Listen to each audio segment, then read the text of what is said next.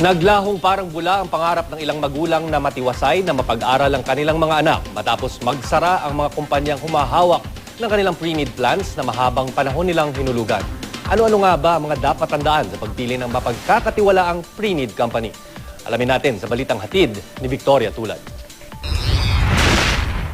So siya nag-offer sa akin. Magse-second year college na ang panganay na anak ni JR, habang ang kanyang bunso, huling taon na sa high school. Mga sanggol pa lang daw ang mga anak, pinlano na ni JR ang kanilang pag-aaral.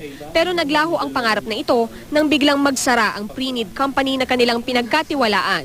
Ang pre-need company ay kumpanyang nagbebenta ng educational, life at memorial plan. I can't forget the date. That was February 8, 2012 when I read it in the newspaper. Yun yung expectation mo na for the first time nagagamitin mo na sana, tapos biglang hindi mo na magagamit. Imagine the frustration. Matinding sama rin ng loob ang nararamdaman ni Jaime. Bagaman napagtapos na niya ang mga anak, kinailangan daw nilang igapang ang pag-aaral ng mga supling. 2,000 yata yung college nung aking anak na panganay. Aba, hindi ako makakubra. Sabi, sarado na raw. Hindi ko alam kung bakit sila nagsara.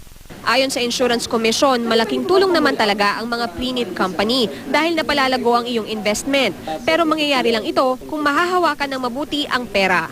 Ang isang pre-need company, usually kung nalulugi kung minsan kung mali yung pag-design ng kanilang produkto. Halimbawa, naipangako nila sobrang taas.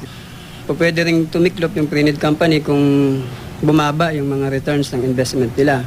Sa ngayon, 21 pre-need companies ang lisensyado ng Insurance Commission. Para mabigyan ng permit, may minimum capital requirement na hinihingi ang komisyon.